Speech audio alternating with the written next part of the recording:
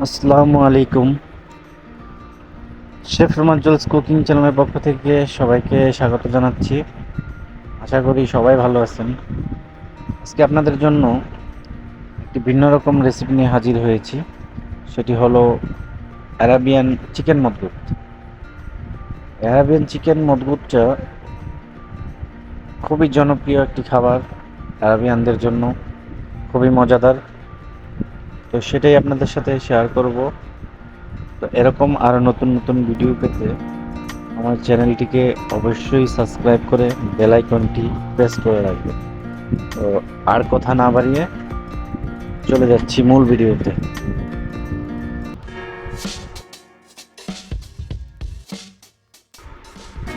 Chicken মদগুদের জন্য প্রথমে আমি একটি চিকেন 4 পিসেস করে কেটে নিয়েছি। সাথে নিয়েছি পেঁয়াজ কুচি, টমেটো কুচি, গাজর কুচি। সেই সাথে মশলাগুলো রেডি করে নিয়েছি। 1/2 চা চামচ আদা বাটা, 1/2 চা চামচ রসুন বাটা, 7-8 পিস কাঁচামরিচ, তেজপাতা, লবঙ্গ, এলাচ, দারচিনি, জিরা, 2 চা চামচ মরিচের গুঁড়া, সামান্য টেস্টি সল্ট ও টমেটো সস এবং 2 কাপ পরিমাণ সয়াবিন তেল। সব কিছুই আমি প্রেসার কুকারে দিয়ে মিক্স করে নিচ্ছি। আজকের চিকেন মদগুত পাকানোর জন্য আমি 1 কেজি বাসমতি রাইস নিয়েছি। চাউলগুলোকে ভালো করে ধুয়ে 3 বার, তারপর কিছুক্ষণের জন্য ভিজিয়ে রাখতে হবে।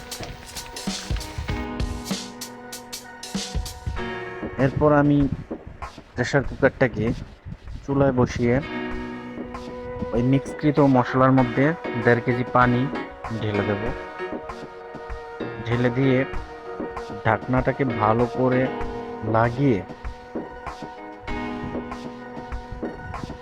চুলার আঁচ হাই হিট করে আমরা এটিকে কিছুক্ষণের জন্য বসিয়ে রাখব।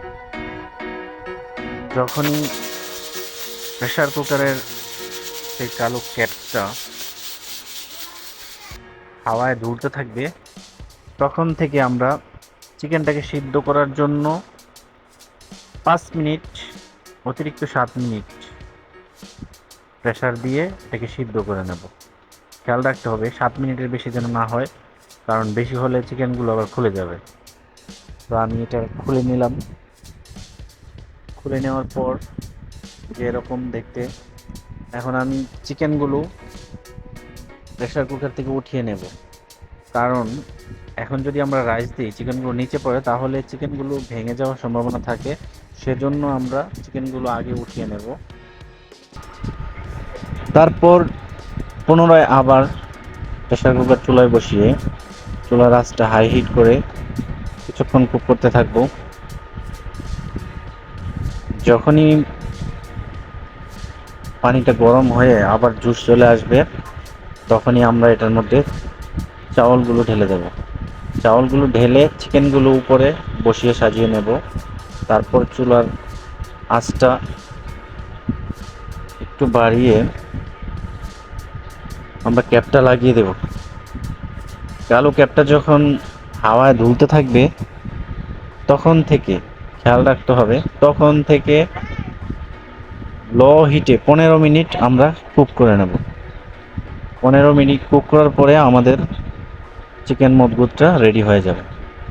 পরে আমরা ক্যাপটা খুলে নেব এবং সেই মদগুতটা আমরা প্লেটে ঢেলে নেব।